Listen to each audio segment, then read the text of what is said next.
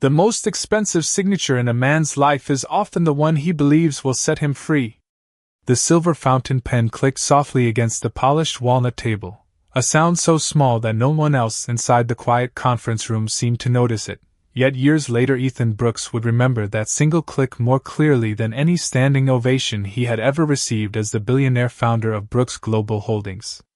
Morning sunlight stretched through floor-to-ceiling windows overlooking downtown Chicago, reflecting across framed awards, legal folders, and crystal water glasses placed with perfect precision. Everything inside the office suggested control, success, and confidence. Only one person in the room looked completely out of place. Olivia Brooks rested both hands protectively over the gentle curve of her pregnancy, as she sat across from the man she had once believed would grow old beside her. She wore a simple cream maternity dress beneath a light wool coat, her long blonde hair falling naturally over her shoulders, her face calm despite the quiet sadness resting behind her blue eyes. She had not cried when the attorneys explained the documents. She had not argued when Ethan insisted the marriage had reached its end. She had only listened with the same grace that had defined every difficult season of their relationship. Ethan avoided looking directly at her. His attention remained fixed on the final page of the divorce agreement, as though another glance toward his wife might weaken the certainty he had spent months convincing himself to build. His attorney carefully slid the documents across the table. "Everything has been reviewed," the attorney said politely. "Once both signatures are completed, the agreement becomes effective according to Illinois law." Ethan nodded once. "Let us finish." Olivia quietly accepted the pen. Before signing, she looked toward Ethan for only a brief moment. There was no anger in her expression, no accusation, no attempt to change his decision. "I hope one day," she said softly, "you find what you believe you are searching for." Ethan answered without emotion. "I already have." She lowered her eyes and signed her name with slow, steady handwriting. Ethan signed immediately afterward, barely pausing before pushing the papers back across the polished table. The attorneys exchanged professional nods while assistants gathered the folders. The entire marriage had officially ended in less than 15 minutes. Silence settled inside the room. Olivia slowly stood, adjusted her coat, and gently picked up the small leather handbag she had carried for years. Ethan finally looked at her. For an instant he almost spoke.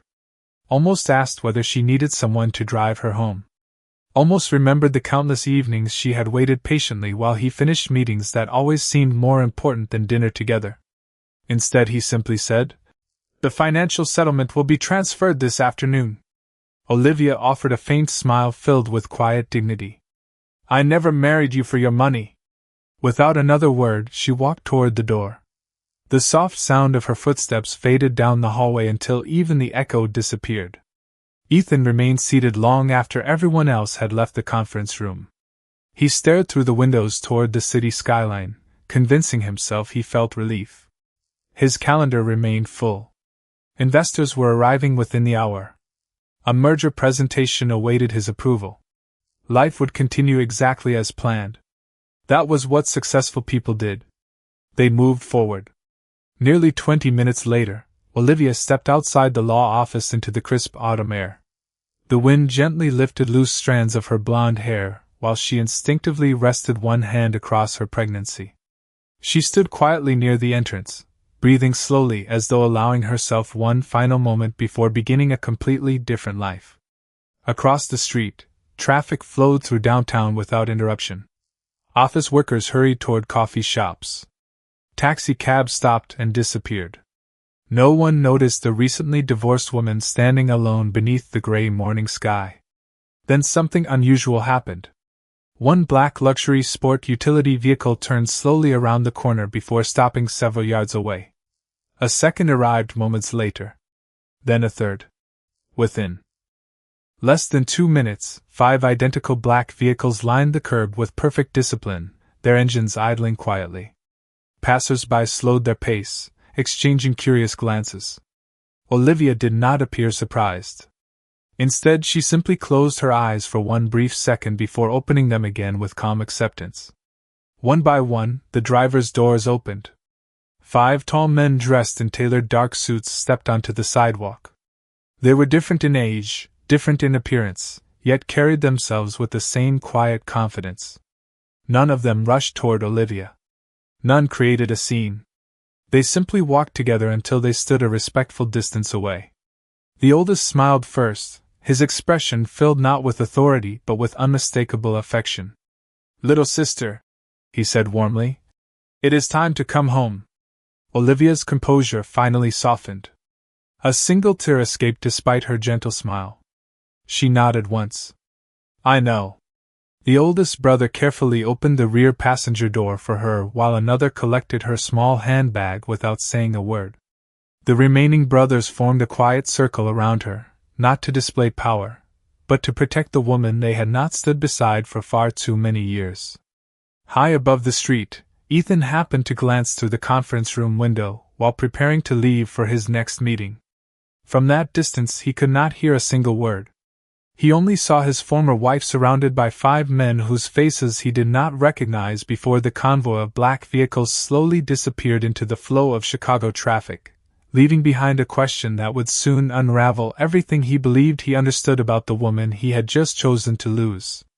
The convoy of black sport utility vehicles disappeared into the morning traffic without attracting unnecessary attention, leaving behind nothing but questions that Ethan Brooks quickly forced himself to ignore.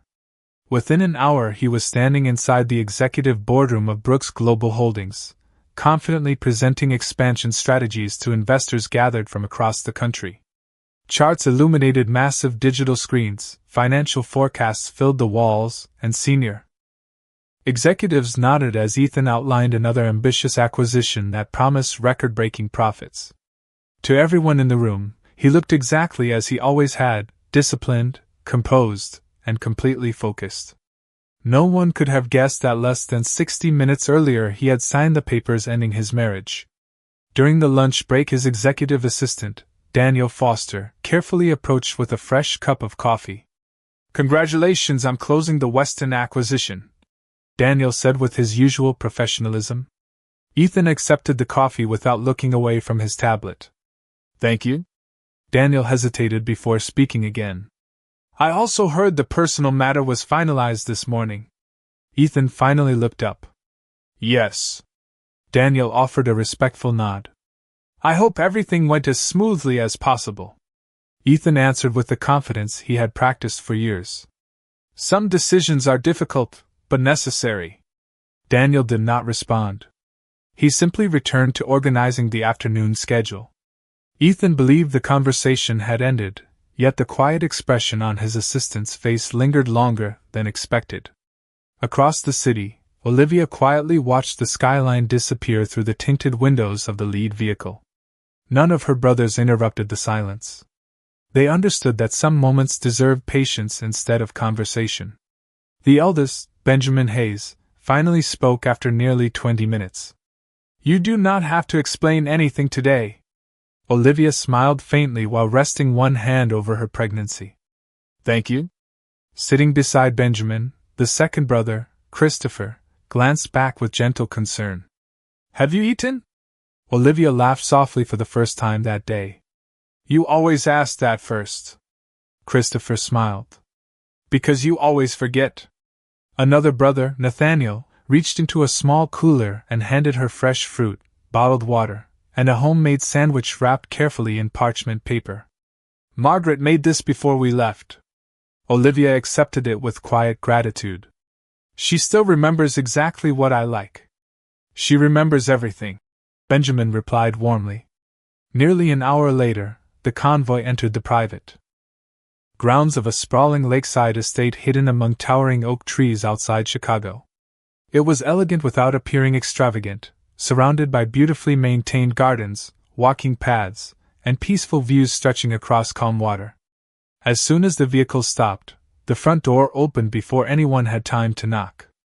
An elderly woman hurried down the front steps, wiping her hands on a kitchen towel before embracing Olivia with unmistakable affection. "Welcome home, sweetheart." Olivia hugged her tightly. "I miss you, Margaret." Margaret stepped back just enough to gently cup Olivia's face between both hands before carefully kneeling to touch the gentle curve of her pregnancy. And I have been waiting to meet this little miracle. Inside the home, familiar photographs lined the walls. Family vacations. Childhood birthdays. Graduation ceremonies. 5 young brothers standing proudly beside one little blonde girl smiling at the center of every picture. Olivia paused before one particular photograph taken nearly 15 years earlier. She had not looked at it in a very long time. Benjamin quietly joined her.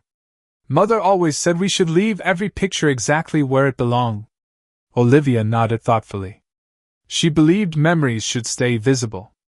Benjamin smiled. She was right. Later that evening, the entire family gathered around a long wooden dining table overlooking the lake. The meal was simple, homemade, and filled with laughter that slowly eased the weight Olivia had carried for months. No one criticized Ethan. No one demanded explanations. They spoke instead about the baby's nursery, favorite childhood stories, holiday traditions, and the arrival of winter. It felt strangely comforting after years spent attending formal dinners where every conversation revolved around business opportunities and market forecasts. As dessert was served, the youngest brother, Samuel, leaned back in his chair and smiled. Do you remember when all 5 of us tried teaching you how to ride a bicycle? Olivia laughed openly. You nearly scared me into never riding again. Benjamin insisted on giving instructions. Christopher argued about safety. Nathaniel brought snacks. Michael kept adjusting the seat. And you crashed into the flower bed anyway, Samuel finished proudly. The entire table burst into warm laughter. For the first time in many months, Olivia laughed without forcing herself. Meanwhile, across the city, Ethan finally returned to his penthouse overlooking Lake Michigan long after sunset. The apartment remained exactly as he had left it that morning, immaculate, quiet, and strangely empty. A single framed wedding photograph still rested on the living room bookshelf. Without thinking, Ethan picked it up. The picture showed 2 younger people smiling beneath bright summer sunshine, completely unaware of how different their lives would eventually become. He studied Olivia's face for several silent moments before setting the photograph back in its place. His phone vibrated with another business notification announcing that tomorrow's investor breakfast had been confirmed. Another message reminded him about an upcoming interview with a national financial network. Life continued exactly as scheduled. Yet as he prepared for bed, an unexpected image interrupted every attempt to focus on work. 5 black sport utility vehicles. 5 unfamiliar men. One sentence spoken by the oldest among them. Little sister, it is time to come home. Ethan quietly repeated those words to himself without understanding why they refused to leave his thoughts. He had spent years believing he knew nearly everything about the woman he had married. That evening, for the first time, he began wondering whether he had known almost nothing at all. 3 peaceful days passed without Ethan Brooks giving much attention to the mysterious convoy he had witnessed outside the law office. At least that was what he told himself every morning as he buried his schedule beneath meetings, interviews, and expansion plans. Yet every quiet moment carried him back to the same unanswered question. Who were the 5 men who had called Olivia their little sister? On Monday morning he arrived at Brooks Global Holdings before sunrise as he always did. The executive floor remained almost silent except for the distant sound of custodians preparing the offices before employees arrived. Ethan walked toward his private office carrying a leather portfolio filled with acquisition reports. But before reaching his desk he noticed Daniel Foster already waiting outside with an unusually serious expression. Good morning, Ethan said while placing his portfolio on the conference table. Daniel nodded politely. There is something you should probably review before the executive meeting. He handed Ethan a folder marked priority. Ethan opened it expecting another financial update. Instead he found a short memorandum from one of the company's largest manufacturing partners. After 15 successful years, the company had decided not to renew its strategic supply agreement. Ethan frowned. Did they explain why? Daniel shook his head. Only that they are pursuing a different long-term direction. Ethan looked surprised but remained composed. One client does not concern me. Daniel hesitated. There is something else. He placed 2 additional letters on the desk. Another logistics company had postponed negotiations indefinitely. A third investment group had unexpectedly withdrawn from a joint venture scheduled to close next month. Ethan slowly leaned back in his chair. All within 48 hours? Yes. Any connection? Daniel answered honestly. None that we have found. Ethan remained silent for several moments before closing the folder. Continue investigating. Daniel nodded and quietly left the office. Throughout the morning, Ethan attempted to focus on presentations, but the unusual timing continued troubling him. Brooks Global Holdings rarely lost long-standing partners without detailed negotiations. The sudden change felt almost coordinated, yet there was no obvious explanation. At nearly the same hour, Olivia stood beside the peaceful lakeshore outside her family's estate, wrapped in a light cream sweater against the cool autumn breeze. The water reflected a pale blue sky while colorful leaves drifted slowly across the walking path beneath towering maple trees. She breathed deeply, enjoying a quiet morning she had not experienced in years. Benjamin joined her carrying 2 warm cups of herbal tea. Your doctor confirmed everything looks healthy, he said with a gentle smile as he handed her one of the cups. Olivia nodded gratefully. The baby is doing well. Benjamin looked across the calm lake before speaking again. You know, none of us blame you for staying away so long. Olivia lowered her eyes thoughtfully. I thought I needed to build a life completely on my own. You did. Benjamin smiled warmly.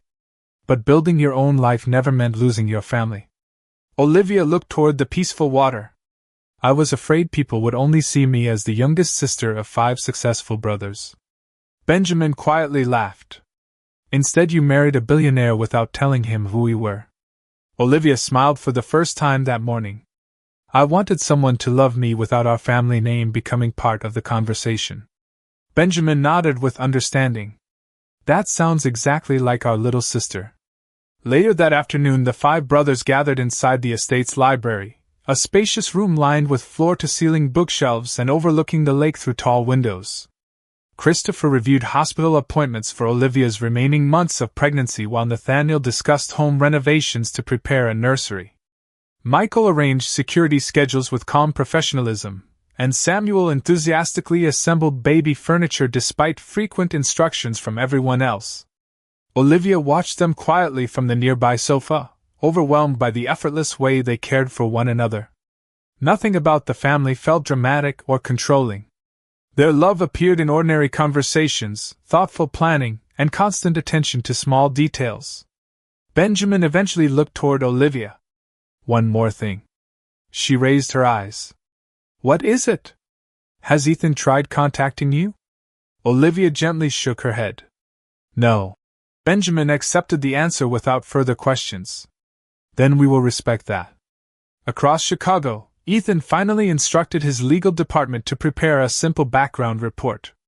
I only need basic information, he explained to his chief counsel. Family members. Employment history. Public records. The attorney looked confused. On Mrs. Brooks? Ethan paused before quietly correcting himself. On Olivia. The attorney nodded. We can have preliminary results within 24 hours. Ethan thanked him before ending the call. He told himself the investigation was merely practical. After all, he had seen unfamiliar men accompanying his former wife. Any responsible person would want answers. Yet deep inside, another feeling had quietly begun replacing simple curiosity. It was regret. That evening, as sunset painted the Chicago skyline with soft shades of orange and gold, Ethan stood alone beside the windows of his penthouse holding a glass of sparkling water he had forgotten to drink. His thoughts drifted once more toward Olivia's final words inside the law office. I hope one day you find what you believe you are searching for. At the time he had dismissed them as quiet acceptance. Now they sounded almost like gentle sympathy. The thought unsettled him more than he cared to admit. Somewhere beyond the city lights, Olivia laughed softly while helping Samuel finish assembling a small white crib inside the nursery prepared by her brothers. At nearly the same moment, Ethan stared into the fading evening sky, completely unaware that the woman he believed had walked away with almost nothing had actually returned to a family whose greatest wealth had never been measured in dollars, but in loyalty that could never be purchased. The following afternoon, Ethan Brooks arrived at his office expecting the background report to answer a simple question, yet the thin folder resting neatly on his desk only deepened the mystery. He loosened his tie, sat beside the floor-to-ceiling windows overlooking downtown Chicago, and opened the report with calm confidence. The first page confirmed information he already knew. Olivia Hayes Brooks, 29 years old, born in Illinois, college graduate, volunteer work with several charitable organizations, no criminal history, no financial disputes, excellent professional reputation. Ethan slowly turned another page expecting details about her parents. Instead, he found a single sentence that immediately caught his attention. Parents deceased. 5 surviving siblings. The next page contained nothing more than 5 names. Benjamin Hayes, Christopher Hayes, Nathaniel Hayes, Michael Hayes, Samuel Hayes. No occupations appeared beneath them. No addresses. No biographies. Every section where additional information normally existed contained one unusual notation. Restricted public profile. Ethan frowned.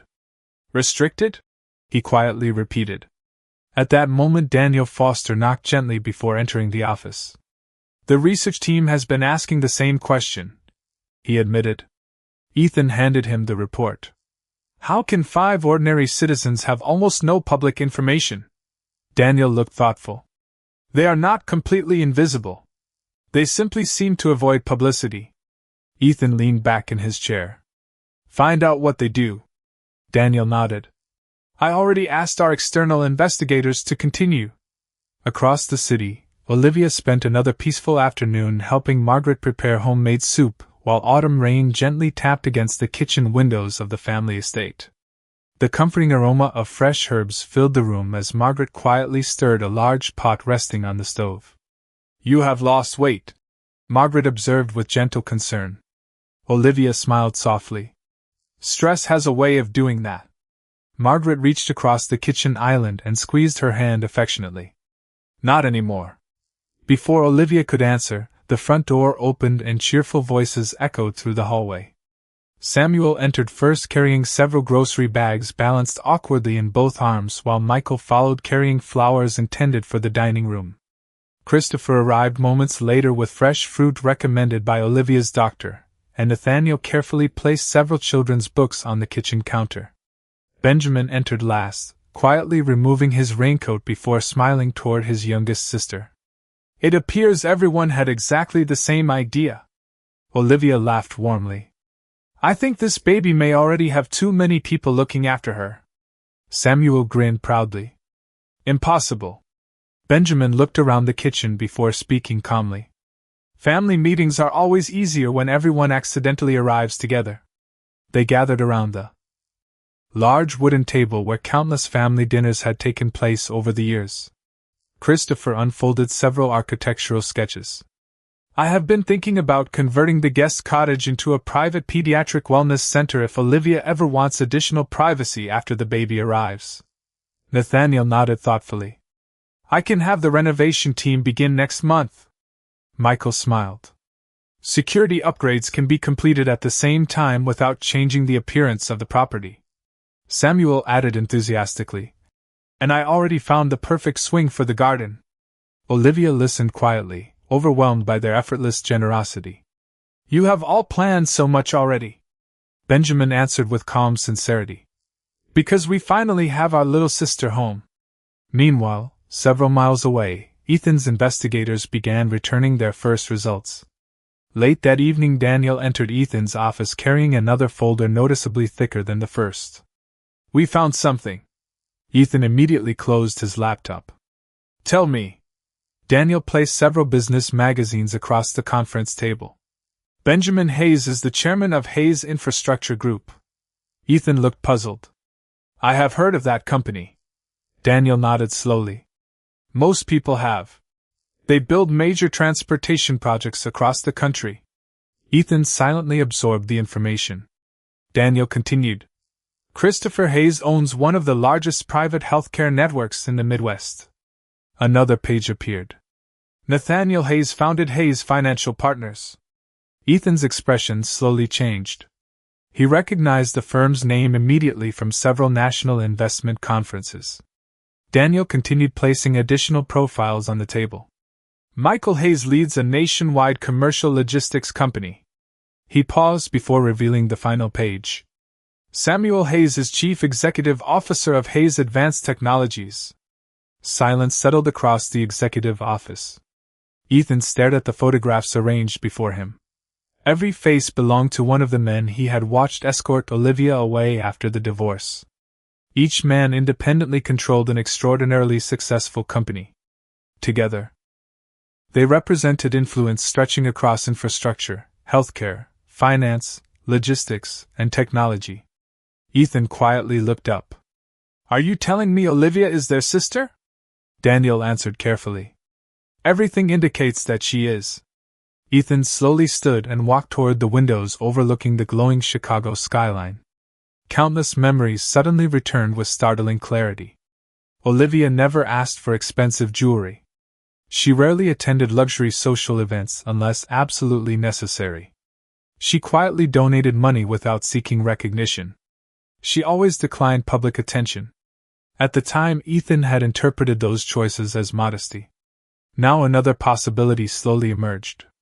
Perhaps she had never been impressed by wealth because she had grown up surrounded by success without allowing it to define her. Daniel finally spoke into the silence. There is one more detail. Ethan turned.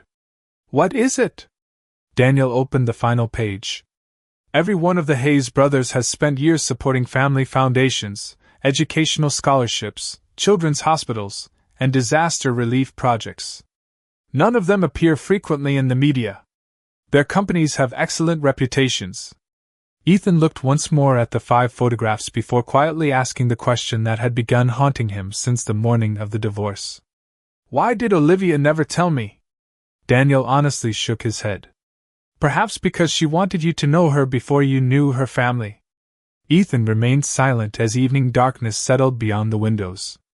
For the first time since signing the divorce papers, he realized the greatest secret Olivia had ever kept was not her family's extraordinary success. It was her determination to make certain that the man she loved would choose her heart before ever seeing the power standing quietly behind her. The revelation about Olivia's family remained in Ethan Brooks's thoughts long after every employee had left the executive floor. The illuminated skyline outside his office gradually faded into the quiet glow of evening while the photographs of Benjamin, Christopher, Nathaniel, Michael, and Samuel Hayes remained spread across the conference table. Before him, he had spent years believing he understood the woman he married because he knew where she worked, what she enjoyed reading, how she preferred her coffee, and why she smiled whenever autumn arrived. Yet somehow he had never discovered the most important part of her story. The realization unsettled him far more than he expected. Early the next morning, Brooks Global Holdings held its monthly executive strategy meeting. Department heads gathered inside the spacious boardroom as financial projections illuminated enormous digital displays. Ethan normally controlled every discussion with calm authority, but today his attention drifted repeatedly toward his tablet as new notifications quietly appeared. Another longtime supplier had requested additional time before renewing its contract. A commercial lender unexpectedly postponed a financing agreement scheduled for approval the following week. Nothing had officially collapsed, yet momentum was beginning to slow in ways his experienced instincts immediately recognized. During a brief recess, Daniel Foster approached quietly. The legal department confirmed there are no lawsuits or regulatory concerns, he reported. Ethan folded his hands thoughtfully. Then why is everyone hesitating?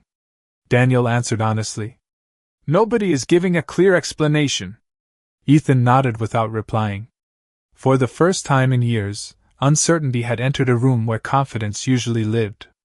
Meanwhile, nearly 60 miles outside Chicago, Olivia spent the morning helping Margaret arrange fresh flowers throughout the family estate. Soft classical music drifted through the hallways while sunlight poured across polished hardwood floors and family photographs lining the walls. The atmosphere felt peaceful, almost untouched by the pressure that had dominated her married life. After finishing the arrangements, she wandered into the library where Benjamin was reviewing several engineering blueprints. He immediately closed the documents when he noticed her standing nearby. "How are you feeling today?" he asked gently. Olivia smiled. "Better than I have in months." Benjamin studied her expression carefully before speaking again. "You have been carrying more than anyone realized." Olivia quietly sat across from him. "I kept believing things would improve." Benjamin nodded with understanding instead of judgment. "Love often makes hopeful people very patient." She lowered her eyes for a moment before softly replying, "I never wanted either family to become part of our marriage." Benjamin leaned back thoughtfully. "That was your choice, and we respected it." Olivia looked toward one of the framed childhood photographs resting on the bookshelf. "Do you remember what Mother used to say?" Benjamin smiled immediately. "If someone truly loves you, they should recognize your heart before your last name." Olivia returned the smile. She repeated that almost every birthday. Benjamin's expression grew thoughtful. She also believed that dignity is never something another person can give or take away. Silence settled comfortably between them. Neither sibling felt the need to speak further. Later that afternoon, the five brothers gathered outside on the lakeside terrace while workers quietly prepared the guest cottage for Olivia and the baby's arrival. Samuel watched the construction with obvious excitement. The nursery should be finished before Thanksgiving. Christopher smiled. "Only because you have visited every contractor twice this week." Samuel laughed. "Someone has to make sure everything is perfect." Nathaniel poured fresh coffee for everyone before looking toward Benjamin. "Have you heard anything from Ethan?" Benjamin calmly shook his head. "Nothing." Michael rested both hands on the terrace railing overlooking the calm water. "Do we expect him to contact Olivia?" Benjamin answered after a brief pause. "Eventually." Christopher looked toward the house where Olivia could be seen through the window reading quietly beside the fireplace. "And if he does?" Benjamin's answer remained steady. "Then we listen before we decide anything. Olivia's future belongs to Olivia." Every brother silently agreed. There was no discussion of revenge, retaliation, or punishment. Their only concern remained the well-being of their sister and the child she carried.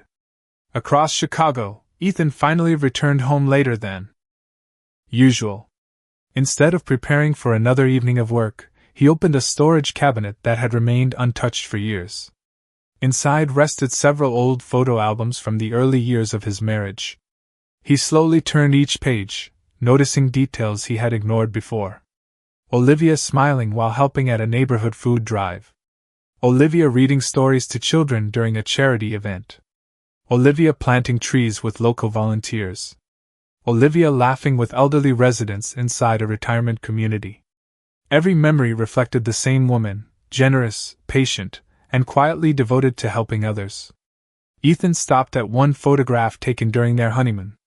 Olivia stood barefoot beside the ocean, while the wind carried her blonde hair across her face. Written beneath the picture in her careful handwriting were 5 simple words. "The best thing, stay humble forever." Ethan stared at the sentence for a long time.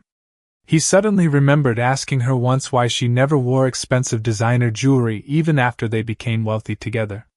She had smiled and answered, "Because kindness is the only thing people remember after everything else becomes old." At the time he had laughed, believing it was simply another one of her thoughtful observations. Now he understood it had been the philosophy she learned growing up inside a family that possessed influence without allowing it to define them. He gently closed the photo album and looked around the silent penthouse. Every room remained perfectly designed, perfectly furnished, and perfectly empty. For the first time since the divorce, Ethan questioned whether he had mistaken achievement for fulfillment. Somewhere beyond the city lights, Olivia rested peacefully surrounded by people who measured success through loyalty instead of status, while the man who had built an empire slowly began realizing that the greatest mistake of his life had not been losing access to a powerful family. It had been failing to recognize the extraordinary woman who had quietly chosen him long before he ever understood what true wealth looked like. By the beginning of the following week, the quiet uncertainty surrounding Brooks Global Holdings could no longer be dismissed as coincidence. Ethan Brooks arrived before dawn as usual, expecting another demanding day filled with negotiations, only to discover Daniel Foster already waiting outside his office with an expression that immediately signaled something had changed. Without saying a word, Daniel handed him a fresh report. Ethan scanned the first page, then the second, and finally looked up in disbelief. 3 additional companies had postponed strategic partnerships overnight. One multinational supplier requested a complete review of future commitments. A regional investment consortium delayed financing discussions without offering a specific reason. Another logistics partner politely informed Brooks Global Holdings that they had decided to focus on existing relationships for the foreseeable future. None of the letters contained accusations. None mentioned legal concerns. Every message remained courteous, respectful, and professionally written. That was precisely what unsettled Ethan. Businesses rarely walked away from profitable opportunities without explanation. "Have we missed something?" he asked quietly. Daniel shook his head. "Every department has completed internal audits. Financial performance remains strong. Compliance reports are clean. Our market position has not changed." Ethan placed the documents carefully onto the conference table. "Then people are choosing to wait." Daniel nodded. "It appears that way." Throughout the morning, Ethan met personally with senior executives from every major division. The answers remained consistent. Sales continued. Employees remained productive. Customers expressed satisfaction. Nothing inside the company justified the growing hesitation spreading among long-standing partners. Shortly after noon, Ethan received an unexpected invitation to attend a private infrastructure conference scheduled later that week. Normally he would have welcomed another opportunity to strengthen industry relationships, but one name listed among the keynote speakers immediately caught his attention. Benjamin Hayes. Ethan read the program twice before quietly setting it aside. Across the lake outside the Hayes family estate, Benjamin stood beside Olivia as they slowly walked along a peaceful stone pathway lined with colorful autumn trees. The gentle breeze carried fallen leaves across the calm water while ducks drifted quietly near the shoreline. Olivia rested one hand beneath her pregnancy and smiled as the baby gently moved. "She seems to like being outside," she said softly. Benjamin smiled warmly. "Perhaps she already knows where home feels peaceful." They continued walking without hurry until reaching a wooden bench overlooking the lake. Benjamin sat beside his youngest sister before speaking with careful sincerity. "There is something I have wanted to ask, but only when you were ready." Olivia looked toward him. "You can ask." Benjamin folded his hands together. "Do you regret loving Ethan?" Olivia remained silent for several moments. The only sounds came from rustling leaves and distant birds crossing the water. Finally she answered with complete honesty. "No." Benjamin turned toward her, surprised. Olivia smiled gently.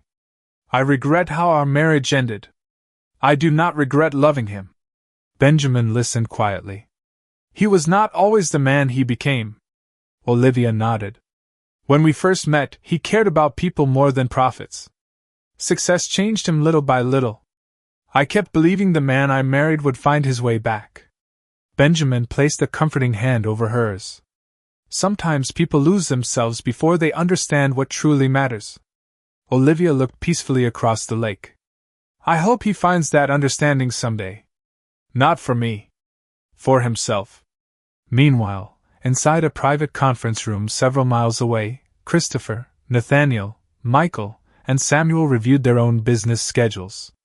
Their discussion centered entirely on upcoming healthcare projects, transportation contracts, charitable foundations, and employee development initiatives. Not once did anyone mention Brooks Global Holdings. Their companies continued operating exactly as they always had. Decisions were made according to long-term business strategy rather than personal emotion. Samuel eventually looked toward Christopher with a thoughtful smile. People probably assume we are planning something dramatic. Christopher quietly laughed. We have hospitals to manage, Nathaniel added with calm amusement. Investment portfolios do not reorganize themselves. Michael closed his notebook. And trucks still have to arrive on time. Benjamin entered the room just in time to hear the final remark. Life usually becomes much less exciting once people discover how ordinary responsibility really is. Everyone smiled. Their greatest strength had never been dramatic displays of power. It was discipline practiced consistently over decades. Later that evening, Ethan attended a reception hosted by one of Chicago's largest business associations. Crystal chandeliers illuminated the grand ballroom while executives exchanged conversations over dinner tables dressed in white linen. Ethan had attended dozens of similar events throughout his career, usually surrounded by investors eager to discuss future opportunities. Tonight felt noticeably different. Every interaction remained polite. Every handshake remained respectful. Yet conversations ended sooner than usual. Several familiar business leaders apologized before excusing themselves for other discussions. No one acted unfriendly. No one appeared hostile. The distance remained almost invisible, but Ethan sensed it with growing certainty. As the evening drew to a close, an older manufacturing executive whom Ethan had known for years quietly approached him near the ballroom entrance. "May I offer one piece of advice?" the gentleman asked kindly. Ethan nodded. "Of course." The executive smiled with genuine respect. "In business, financial strength opens doors. Character determines who chooses to keep them open." Before Ethan could respond, the man simply wished him a pleasant evening and walked away.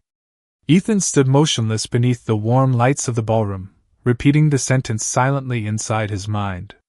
Financial strength opens doors. Character determines who chooses to keep them open. For reasons he could not fully explain, the words reminded him less of corporate strategy and more of Olivia. Somewhere beyond the city, she quietly closed a children's storybook after reading aloud to the little life growing within her, surrounded by brothers who never measured success by the number of companies they owned, but by the promises they faithfully kept. Ethan still believed he was facing a temporary business slowdown. He had not yet realized that the greatest challenge approaching his empire could never be solved by contracts, negotiations, or money alone.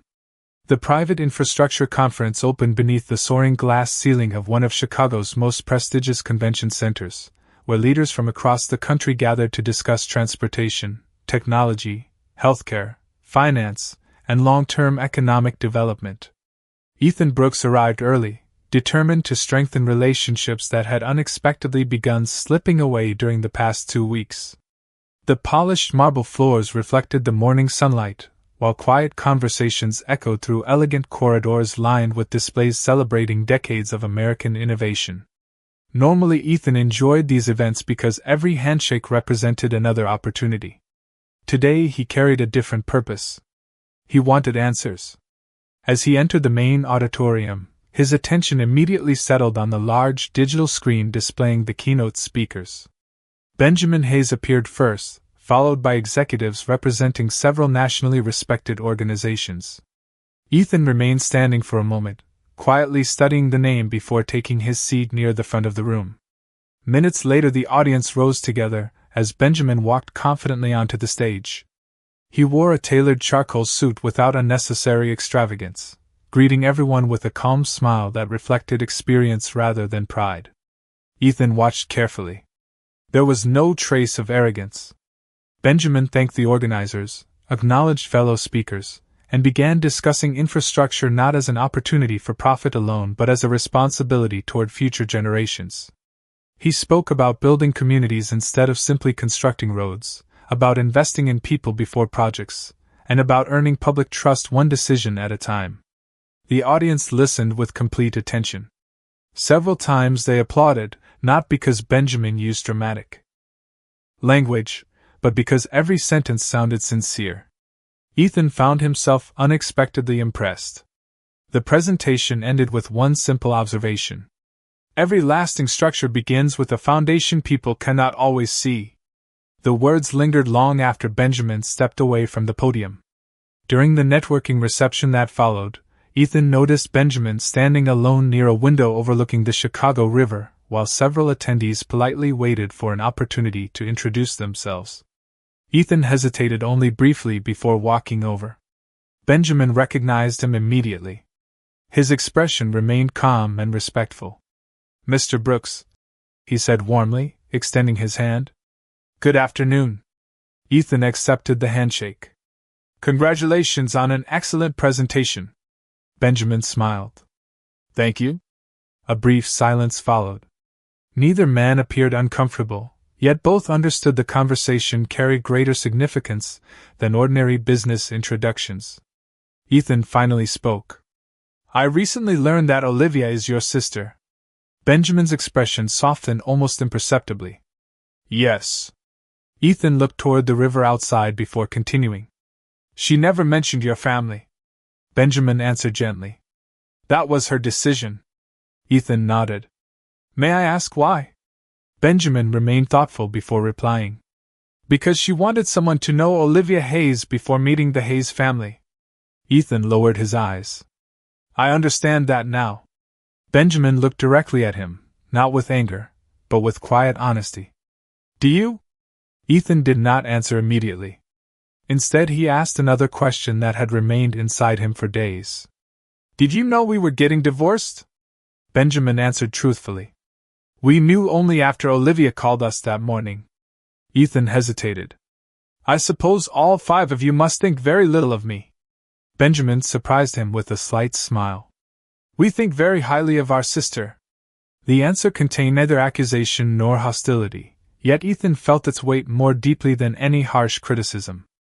Benjamin continued calmly. "Olivia has never asked us to dislike you. She has never blamed you. She simply came home." Ethan quietly absorbed every word. "She still speaks kindly about me?" Benjamin nodded once. "More kindly than you probably deserve." Ethan closed his eyes briefly before exhaling. "I made mistakes," Benjamin answered with remarkable composure. "Everyone does." Another silence settled between them while nearby executives continued exchanging business cards and discussing future projects. Finally, Ethan spoke again. "The company's delaying contracts, are they connected to your family?" Benjamin looked genuinely surprised by the question. "No." Ethan searched his face carefully but found no sign of deception. Benjamin continued. "Our businesses operate independently according to long-term strategy. We do not interfere with legal agreements simply because of personal relationships." Ethan frowned slightly. "Then why is everything changing?" Benjamin looked toward the conference hall where dozens of respected executives continued speaking with one another. "You may be asking the wrong question." Ethan waited. Benjamin continued gently. "Instead of asking why companies hesitate, perhaps ask what has changed in the way people see your leadership." Those words landed with quiet force. Ethan remembered the older executive at the previous reception saying almost the same thing. Character determines who chooses to keep doors open. Benjamin extended his hand once more before preparing to leave for another scheduled discussion. "I sincerely hope your company succeeds, Mr. Brooks." Ethan looked surprised. "After everything?" Benjamin smiled with calm dignity. "Olivia would never want another family to suffer because of personal disappointment." He paused before adding one final sentence. "But success built only on numbers is much easier to lose than success built on trust." Benjamin politely excused himself and walked toward another group of conference attendees. Ethan remained standing beside the window overlooking the river, watching the city move peacefully beneath the afternoon sunlight. He had expected confrontation. He had expected warnings, accusations, or subtle threats. Instead, he encountered kindness, restraint, and wisdom. For the first time since signing the divorce papers, Ethan realized the Hayes family possessed something far more influential than corporate power. They possessed the quiet confidence that comes from living according to principles they never abandoned, and standing alone beside the glass overlooking the flowing river, He began wondering whether the empire he had spent years building had neglected the very foundation Benjamin had described only an hour before. When Ethan Brooks returned to Brooks Global Holdings after the conference, the city's skyline no longer looked like a symbol of unlimited opportunity. Instead, every towering building reminded him of Benjamin Hayes's quiet words about foundations that people could not always see. He entered the executive floor just before sunset, expecting another stack of reports waiting on his desk. Daniel Foster met him outside the office carrying a digital tablet instead of the usual folders. His expression remained calm, yet Ethan immediately sensed that another piece of the puzzle had quietly shifted. "There have been additional updates," Daniel said. Ethan unlocked his office and motioned for him to continue. Daniel placed the tablet on the conference table where several charts displayed contract timelines and partnership forecasts. 2 transportation firms have decided not to participate in the Midwest expansion project. Ethan studied the screen carefully. "Did they select another developer?" Daniel shook his head. "No. They postponed participation entirely." Ethan looked surprised. "Walking away from profitable contracts makes no financial sense." Daniel nodded. "That is what concerns everyone." Before Ethan could respond, another notification appeared. A respected financial institution had requested additional due diligence before approving a credit facility that had previously been considered routine. Ethan slowly sat down. "Still no regulatory concerns?" "None." "No litigation?" "None." "No compliance issues?" "Everything remains clean." Silence settled across the office. Ethan finally spoke almost to himself. "People are not rejecting our business. They are questioning something else." Daniel remained thoughtful before answering. "Reputation often moves more quietly than numbers." Those words echoed Benjamin's earlier observation so closely that Ethan could not ignore the connection.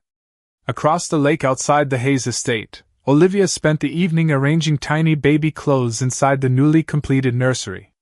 Soft cream walls reflected the warm glow of a reading lamp while a white wooden crib stood beside the window overlooking colorful autumn trees. Margaret carefully folded another handmade blanket before placing it inside a wicker basket. "You have enough blankets for 3 babies," Margaret joked with a warm smile. Olivia laughed gently. "You are all impossible to stop." Margaret adjusted a small rocking chair before turning toward her. "Love usually arrives in excessive amounts." Olivia looked around the peaceful room with quiet gratitude. Every shelf, every picture frame, every carefully chosen book had been prepared without expectation of praise. The nursery felt less like a showcase and more like a promise that her daughter would never question whether she belonged. Later that evening, the entire Hayes family gathered for dinner beneath the soft light of an old crystal chandelier that had hung above the dining table for decades. Conversation centered on ordinary subjects. Christopher described a children's hospital expansion nearing completion. Nathaniel discussed financial literacy programs his foundation planned to sponsor in underserved communities. Michael shared stories about drivers volunteering to deliver emergency supplies after recent storms. Samuel enthusiastically explained how local engineering students would soon begin internships through his technology company. Olivia quietly listened while smiling. Benjamin eventually looked toward his youngest sister. "How was your appointment this morning?" Olivia rested a gentle hand beneath her pregnancy. "The doctor says everything is progressing beautifully." 5 relieved smiles appeared almost simultaneously around the table. Samuel raised his glass of sparkling water. "To the newest member of the family." Everyone quietly joined the toast. No expensive celebration. No dramatic speeches. Only sincere happiness shared among people who valued one another long before success entered their lives. Back in downtown Chicago, Ethan remained inside his office long after sunset, reviewing every major business relationship established during the past decade. He searched for patterns connecting the companies that had delayed or reconsidered agreements. To his surprise, none of them belonged to the Hayes organizations. In fact, several had never conducted business with the Hayes family at all. That realization removed the final possibility that someone was secretly coordinating actions against Brooks Global Holdings. Ethan leaned back thoughtfully. Then Benjamin was telling the truth. Daniel looked up from another report. About what? Ethan answered quietly. Nobody is shutting down my company. Daniel remained silent. Ethan continued. People are making independent decisions. Daniel considered that observation carefully before speaking. Perhaps leadership is being evaluated differently than before. Ethan slowly nodded. Perhaps. His phone vibrated unexpectedly. A calendar reminder appeared on the screen. Prenatal appointment.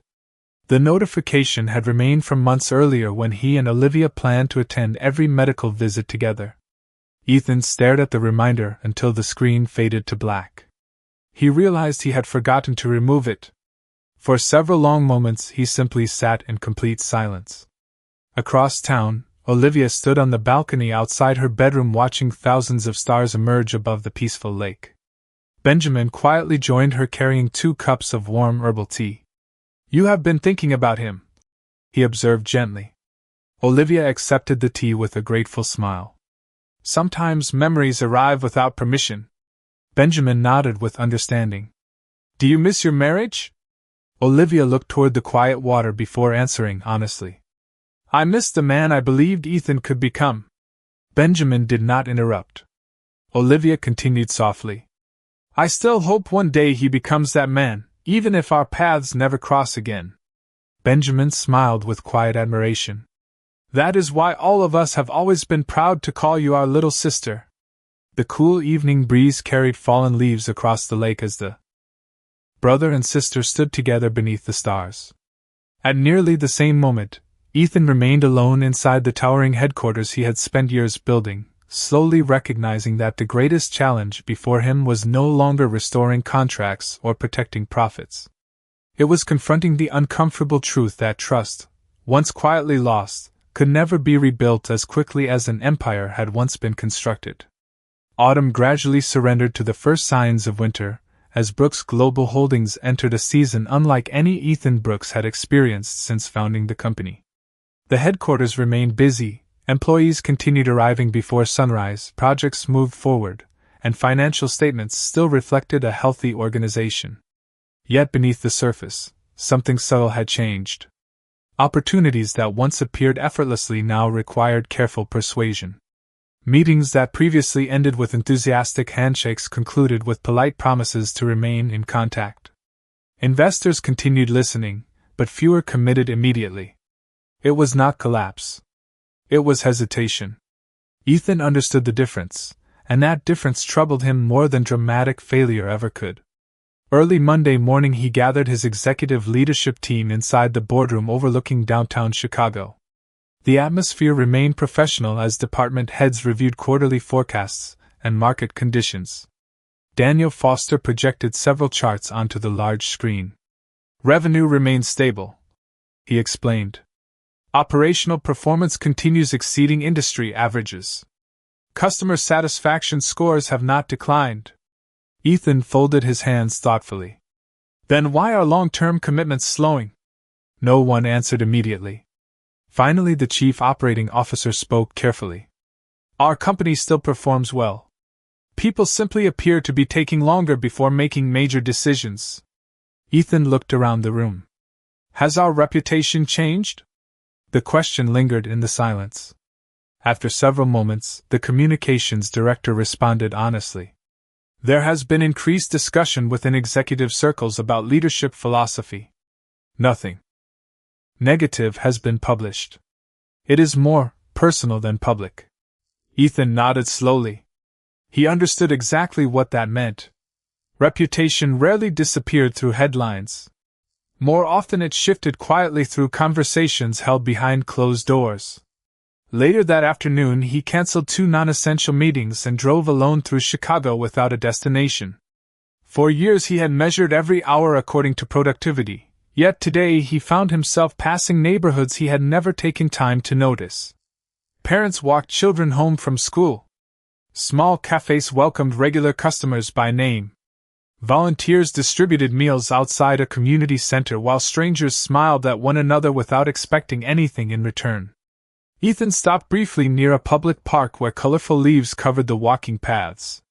He watched an elderly man patiently teaching a little girl how to fly a kite. The simple moment somehow reminded him of Olivia. She had always found meaning inside ordinary afternoons while he searched endlessly for larger victories. Across the lake, Olivia spent her own afternoon helping Margaret prepare care packages for families supported by one of the Hayes Foundation's seasonal outreach programs. The dining room table filled with blankets, children's books, warm clothing, canned food, and handwritten holiday cards created by local students. Christopher arrived carrying several boxes of medical supplies donated through his healthcare network. Nathaniel delivered educational materials for children. Michael coordinated transportation schedules while Samuel loaded delivery vehicles with cheerful enthusiasm. Olivia quietly smiled as she folded tiny winter hats into each package. "Mother would have loved this," she said softly. Benjamin nodded from across the room. She would have insisted on adding homemade cookies. Everyone laughed because they knew it was true. As evening approached, volunteers from nearby communities arrived to help complete the preparations. Some recognized the Hayes brothers as respected business leaders, yet inside the estate everyone worked together without titles or special treatment. Benjamin carried heavy boxes beside college students. Christopher packed supplies with retired nurses. Samuel entertained neighborhood children by helping them decorate holiday cards. Olivia noticed how naturally her brothers moved among people from every background. Their influence had never separated them from ordinary life. It had simply expanded the number of people they could serve. Meanwhile, Ethan returned to his office after sunset and found a handwritten envelope resting on his desk. Daniel had left it beside the day's remaining reports. This arrived through regular mail, a small note explained. Ethan opened the envelope expecting another business invitation. Instead, he discovered a simple thank you card from a nonprofit organization Brooks Global Holdings had quietly supported several years earlier. Inside, one handwritten sentence stood out immediately.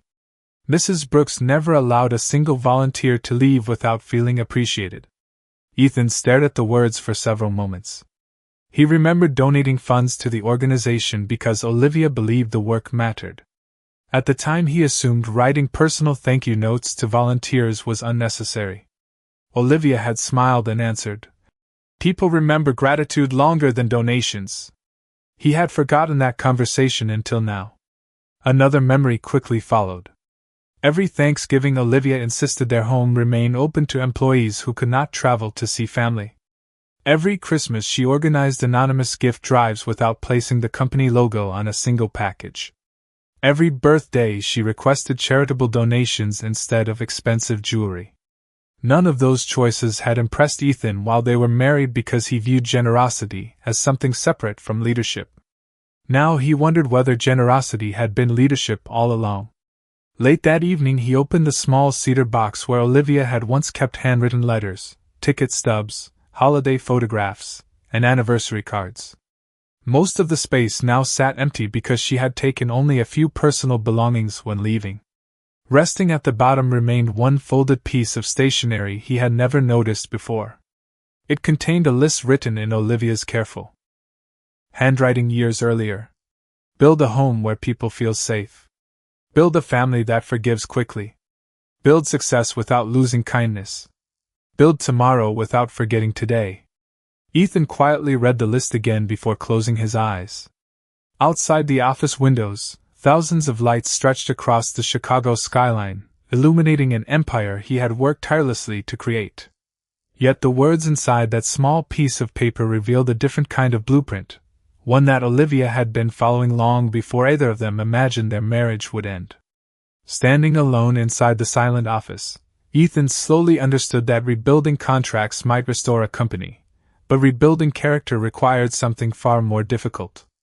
It required becoming the man Olivia had believed he could be before success convinced him he no longer needed to change. The first snowfall of the season arrived quietly over Chicago, covering busy streets with a thin blanket of white that softened the sharp edges of the city Ethan Brooks had spent years trying to conquer. From the windows of Brooks Global Holdings, the world appeared peaceful for the first time in weeks, Yet inside the executive offices, difficult decisions continued waiting. Ethan stood alone watching snowflakes drift between the surrounding skyscrapers before turning toward the conference table where another full schedule demanded his attention. Only this morning felt different. Instead of beginning with financial projections, he reached for the handwritten list Olivia had left behind. He read every sentence slowly before folding the paper and placing it inside his jacket pocket. The words no longer felt like memories. They felt like instructions. Shortly after 8 o'clock, the executive leadership team gathered for the weekly operations meeting. Department heads expected another discussion about delayed partnerships and market forecasts. Instead, Ethan surprised everyone.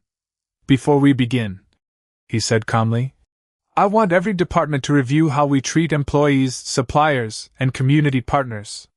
Not only our contracts, our relationships." Several executives exchanged curious glances. Ethan continued, "Profit remains important, but respect must become measurable as well." Daniel Foster listened quietly without interrupting. The Human Resources Director cautiously asked, "What exactly do you mean?" Ethan answered without hesitation, "I want anonymous employee feedback reviewed personally by leadership. I want supplier meetings that focus on long-term trust instead of quarterly leverage. I want our charitable programs evaluated by the people they serve instead of by publicity reports." Silence settled across the room. Finally, Daniel nodded. "Those changes are possible." Ethan looked around the table. "Then let us begin." The meeting continued for nearly 3 hours, yet for the first time in many months the discussion centered less on expansion and more on responsibility. Across the lake, Olivia wrapped herself in a warm cream-colored coat before stepping outside with Margaret to enjoy the freshly fallen snow. The peaceful grounds surrounding the estate looked almost untouched as white flakes rested gently across tree branches, stone pathways, and the quiet shoreline. Olivia smiled while watching several neighborhood children build snowmen near the entrance gate. Margaret laughed softly. "They arrive every year before anyone else." Olivia watched the children with warm affection. "Mother always made hot chocolate for them." Margaret smiled. "Then perhaps we should continue the tradition." Within minutes the kitchen filled with the comforting aroma of warm cocoa while Samuel enthusiastically carried trays toward the front porch. Christopher handed out warm gloves donated through one of the community programs. Nathaniel quietly slipped grocery gift cards into several family envelopes without identifying the donor. Michael organized extra blankets for elderly neighbors. Benjamin greeted every visitor personally as though welcoming lifelong friends instead of guests. Olivia stood beside the doorway watching everything unfold. Once again she noticed the same quiet pattern that had defined her family for decades. Generosity happened naturally because no one stopped to calculate whether anyone was watching. Later that afternoon, Ethan received an unexpected telephone call from the director of the nonprofit organization whose thank you card had reached his office days earlier. "Mr. Brooks," the director said warmly, "I simply wanted to thank you for supporting our holiday food program over the years." Ethan smiled politely. "The appreciation belongs to your volunteers." The director paused before gently replying, "Mrs. Brooks always said you would answer exactly that way someday." Ethan closed his eyes briefly. "She said that?" "Many years ago," the director answered. "She believed success would eventually remind you who you truly wanted to become." After ending the conversation, Ethan remained seated in complete silence. Olivia had defended his future long before he had earned that faith. The realization humbled him more than any business challenge ever had. That evening he drove alone to the neighborhood community center where Olivia had once volunteered almost every Saturday morning. The building looked exactly as he remembered. Children laughed inside the gymnasium while volunteers arranged donated winter coats across folding tables. Several older volunteers recognized Ethan immediately and greeted him kindly. No one mentioned the divorce. No one asked uncomfortable questions. Instead, they simply welcomed him inside. One elderly volunteer smiled warmly while organizing children's books. "Mrs. Brooks always believed every child should leave with a story." Ethan quietly picked up a stack of books and began helping without announcing who he was. For nearly 2 hours he sorted donations, carried supplies, and spoke with families preparing for the holidays. Nobody treated him like a billionaire. Nobody cared about corporate rankings or investment portfolios. They appreciated another pair of willing hands. As he prepared to leave, a little boy tugged gently on his sleeve and proudly held up a picture he had colored that afternoon. Across the top, written in careful block letters, appeared a simple sentence. Kind people make every place feel like home. Ethan accepted the drawing with sincere gratitude before carefully folding it beside Olivia's handwritten list inside his jacket pocket. At the Hayes estate, Olivia sat beside the nursery window watching snow continue falling beneath the soft glow of outdoor lanterns.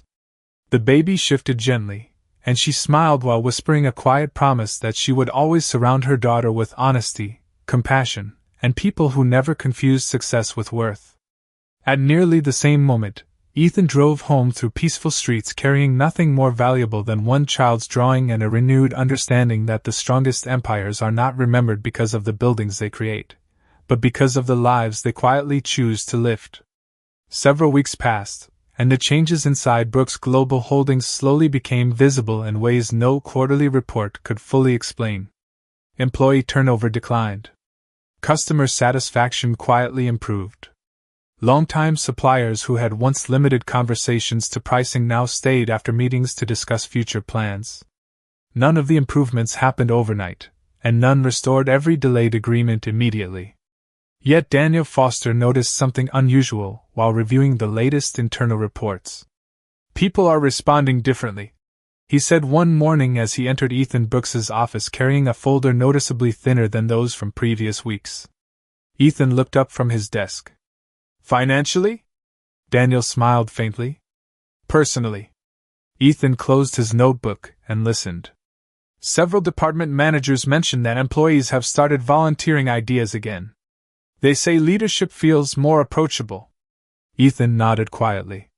Good. Daniel hesitated before adding one more observation. You have changed. Ethan looked toward the snow-covered skyline beyond the office windows. Perhaps I finally remembered the difference between managing a company and leading people. Daniel left the office with a respectful nod, leaving Ethan alone with that thought. The sentence sounded simple, yet it represented months of uncomfortable reflection. Across the peaceful lake, Olivia entered the final weeks of her pregnancy surrounded by the calm rhythm of family life. Every morning began with breakfast shared around the large wooden table.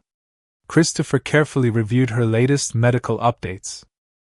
With reassuring confidence, Nathaniel insisted she avoid carrying anything heavier than a shopping bag.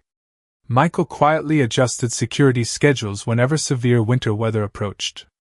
Samuel continued discovering new toys long before the baby had even arrived, while Benjamin made certain every decision respected Olivia's wishes instead of overwhelming her with attention. One snowy afternoon, Olivia sat beside the fireplace reading a children's story aloud, smiling whenever the baby gently responded with small movements. Margaret looked up from her knitting and laughed softly. She already knows your voice. Olivia rested her hand gently across her pregnancy. I hope she always feels safe when she hears it. Margaret smiled warmly. She will. Because she is already surrounded by people who love her before meeting her. The words filled the room with peaceful silence. That evening, Benjamin received a telephone call from the director of one of the Hayes Foundation's scholarship programs. After ending the conversation, he joined his brothers in the library. Brooks Global Holdings expanded employee education funding this morning, he explained calmly. Samuel looked surprised. Without any public announcement? Benjamin nodded. Completely private. Christopher leaned back thoughtfully. Interesting. Nathaniel quietly smiled. People rarely change because someone forces them. They change because something finally reaches their conscience. Michael looked toward the window where snow continued falling beyond the glass. Olivia would be happy to hear that. Benjamin answered gently. Not yet. His brothers understood immediately. Any change Ethan made belonged to Ethan alone. It was not a gift meant to influence Olivia's decisions. Meanwhile, Ethan found himself returning repeatedly to the neighborhood community center where he had first volunteered after receiving the child's drawing. At first he believed he was simply fulfilling a responsibility. Gradually he realized he genuinely looked forward to spending time there. One Saturday morning he helped organize winter coats for families while quietly speaking with volunteers who had known Olivia for years. One elderly teacher smiled kindly while sorting donated books. "Mrs. Brooks always remembered every child's birthday," she said. Ethan looked surprised. "Every birthday?" The teacher nodded. "She kept a handwritten calendar. Some children had very little family support. She wanted each one to receive a card." Ethan lowered his eyes. "She never mentioned that at home." The teacher smiled gently. "She never talked about the good things she did."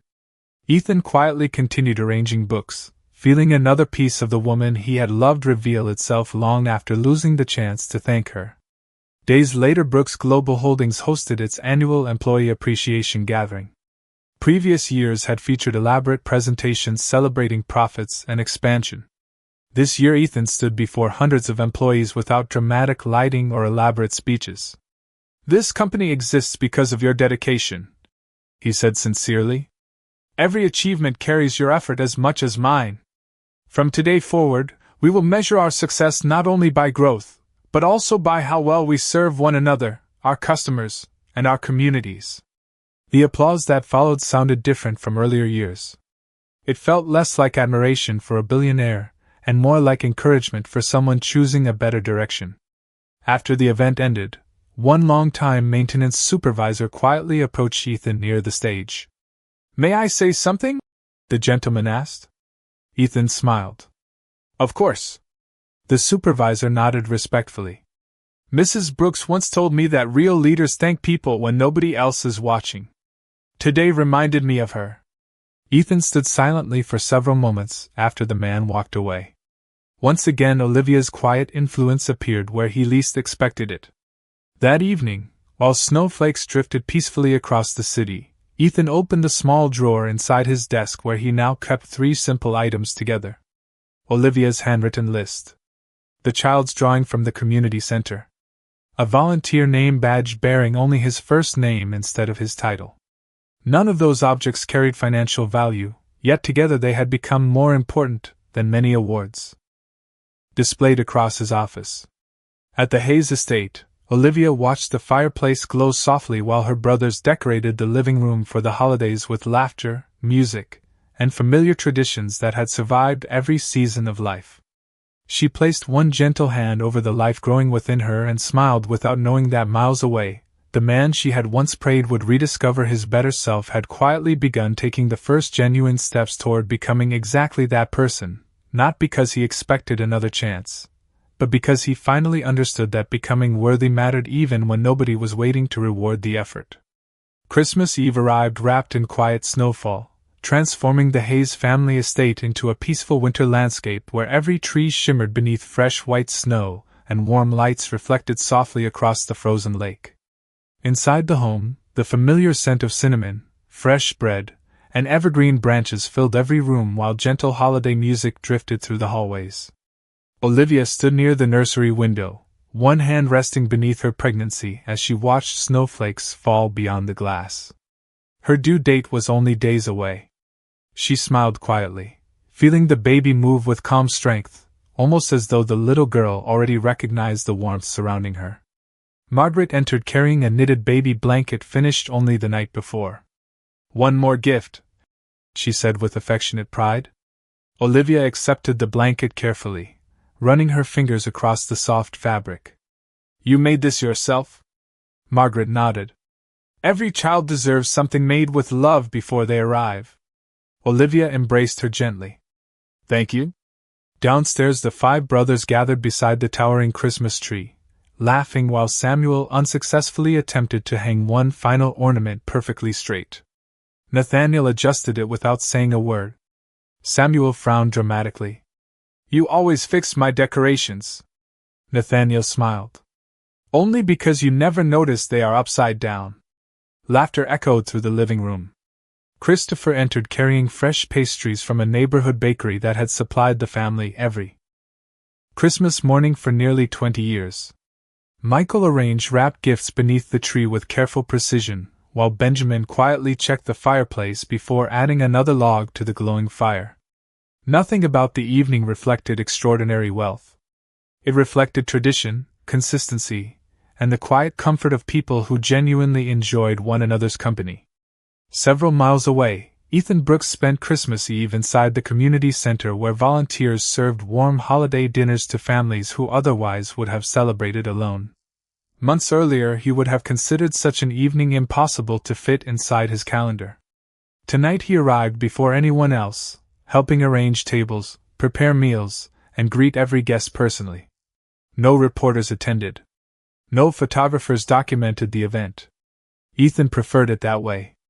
While placing wrapped gifts beneath a modest Christmas tree inside the center, he noticed the elderly teacher who had once shared stories about Olivia. She smiled warmly as she approached. She would be happy to see this. Ethan looked toward the children laughing nearby before quietly answering.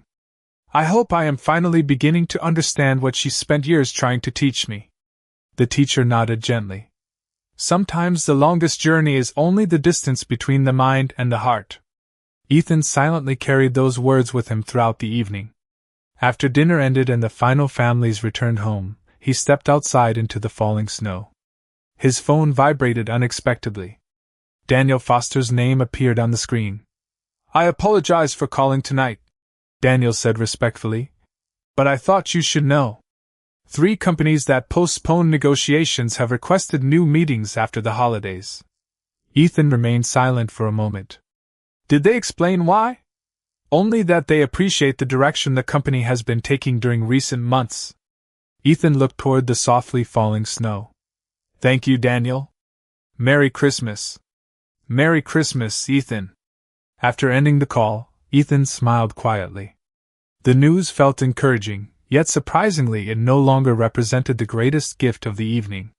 He had already received that through ordinary conversations, volunteer work, and the gradual realization that rebuilding trust began with becoming someone worthy of it. At nearly the same hour, Olivia and her brothers gathered around the fireplace after dinner as Benjamin opened an old wooden box filled with handwritten family letters dating back decades. It had become their favorite Christmas tradition after their parents passed away. Each year someone read one letter aloud. This year Benjamin unfolded a page written by their mother many years earlier. His voice remained calm as he read. Success should never make your table smaller. If your blessings grow, make room for more people to share them. If your heart grows smaller while your bank account grows larger, you have misunderstood the purpose of both. Silence filled the room after he finished reading. Olivia gently wiped away a tear before smiling. She always knew exactly what to say. Benjamin folded the letter carefully before placing it back inside the wooden box. She still does. Snow continued falling peacefully throughout the evening as laughter returned to the living room. They played board games, shared childhood memories, and watched old family videos where 6 younger siblings raced across the same lakeside property years before success entered their lives. Olivia quietly realized that her daughter would soon inherit something far greater than financial security. She would inherit a family whose greatest tradition was showing up for one another without conditions. Just after midnight, while everyone prepared to retire for the evening, Olivia paused beside the nursery one final time. She gently touched the crib, the handmade blanket, and the tiny stuffed bear Samuel had insisted every baby needed. She whispered softly, "You are already loved." Across Chicago, Ethan returned to his quiet penthouse carrying a small box of leftover holiday cookies given to every volunteer before leaving the community center. The apartment remained peaceful, yet it no longer felt as empty as it once had because something inside him had quietly changed. Standing beside the window overlooking the sleeping city, he understood that this Christmas had not restored his marriage, erased his mistakes, or rewritten the past. It had given him something more honest. It had given him the opportunity to become a better man before asking life for anything else, and beyond the snow-covered skyline, two separate homes welcomed Christmas morning with the same quiet truth that genuine wealth has never been measured by what people possess, but by the love they faithfully protect. The final days of winter quietly gave way to the first gentle signs of spring as sunlight returned to the frozen shoreline surrounding the Hayes family estate. Snow melted slowly beneath warm afternoon skies, revealing green grass that had patiently waited beneath the cold season. Inside the estate, the peaceful rhythm of family life changed forever when the long-awaited moment finally arrived. Surrounded by experienced doctors, loving family members, and calm reassurance from Christopher, Olivia welcomed a healthy baby girl into the world. The first soft cry filled the room with a sound so small that it seemed impossible such a tiny voice could carry so much hope. Olivia held her daughter close, tears of gratitude quietly filling her blue eyes as she whispered the first words her child would ever hear. "Welcome home, my beautiful girl." Benjamin gently rested one hand on his youngest sister's shoulder, while Samuel unsuccessfully tried to hide his own tears behind an overly cheerful smile. Nathaniel quietly looked away for a moment before laughing at himself.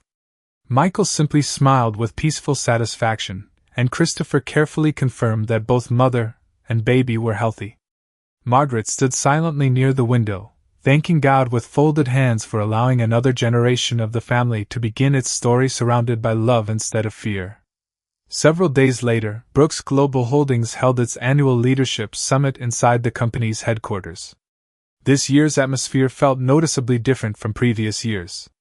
Conversations focused less on aggressive expansion and more on responsible growth, employee development, community partnerships, and long-term trust. Ethan Brooks stood before hundreds of employees without dramatic music or oversized presentations. He spoke calmly, choosing honesty instead of polished corporate language. "There was a time when I believed success could replace every mistake," he admitted. "I was wrong. Success can build buildings, but only character builds trust. If our company grows while the people around us grow weaker, then we have failed regardless of what our financial reports say." The audience remained completely silent until he finished. Then the applause arrived slowly, not because the speech sounded impressive, but because it sounded genuine. Daniel Foster watched quietly from the front row, recognizing that the man standing before the company no longer resembled the executive who had signed divorce papers only months earlier. That afternoon, Ethan received a handwritten envelope delivered through ordinary mail. There was no return address beyond the Hayes family estate. He carefully opened it inside his office. Resting inside was a simple birth announcement with a tiny photograph of a newborn baby peacefully sleeping beneath a handmade blanket. No dramatic message accompanied the photograph. Only one handwritten sentence appeared beneath it in Olivia's familiar handwriting. "She deserves to know that her father became a good man." Ethan read the sentence again before gently lowering the card onto his desk. Tears quietly filled his eyes for the first time in many years. There was no invitation asking him to return. No promise of reconciliation. No attempt to erase the past. Only hope that their daughter would one day meet the very best version of her father. Several weeks later, after thoughtful conversations between attorneys and family members, Ethan respectfully asked whether he could meet his daughter when Olivia felt comfortable. Benjamin delivered the request without adding his own opinion. Olivia remained silent for several moments before softly answering. "She has every right to know her father if he continues becoming the man she deserves." On a quiet Saturday afternoon, Ethan arrived alone at the Hayes estate carrying no expensive gifts, no photographers, and no carefully prepared speeches. He held only a small children's storybook purchased from the same community center where he had spent recent months volunteering. Benjamin welcomed him politely before leading him toward the sunlit living room overlooking the peaceful lake. Olivia sat in a comfortable chair holding their daughter wrapped inside Margaret's handmade blanket. For several silent moments no one spoke. Then Olivia gently stood and walked toward Ethan. "Would you like to meet her?" she asked softly. Ethan nodded, unable to trust his own voice. Olivia carefully placed the sleeping baby into his arms. Ethan looked down as tiny fingers instinctively wrapped around one of his own. In that single quiet moment, boardrooms, stock prices, business awards, and skyscrapers lost every trace of importance. Nothing inside his extraordinary career had ever compared to the responsibility resting gently against his heart. "She is beautiful," he whispered. Olivia smiled peacefully. "She is." Neither spoke about the divorce. Neither tried to rewrite history. Some chapters deserved remembrance because forgetting them would erase the lessons they carried. As afternoon sunlight reflected across the calm lake outside, Benjamin watched quietly from the doorway beside his brothers. No one interrupted. No one celebrated dramatically. Some victories arrived without applause. Months later, Brooks Global Holdings officially announced its strongest employee satisfaction scores in company history, renewed partnerships built upon restored trust, and expanded community investment programs reaching thousands of families across Illinois. The Hayes family continued supporting hospitals, schools, infrastructure projects, and charitable foundations exactly as they always had, never seeking headlines for work they believed simply represented responsibility. Olivia devoted herself to raising her daughter surrounded by unwavering love while allowing Ethan to earn his place as a caring father through consistent actions instead of promises. Their marriage remained part of the past, but respect slowly became part of the future. As another spring sunset settled across the quiet lake, a little girl slept peacefully in the arms of two parents who no longer belonged together yet had both chosen something greater than pride. They chose the well-being of the child they would forever share. In the end, the greatest empire in this story was never measured by companies, contracts, or fortunes. It was measured by the courage to admit mistakes, the grace to forgive without forgetting, and the wisdom to understand that a person's true legacy is not the wealth left behind, but the character passed forward to the next generation.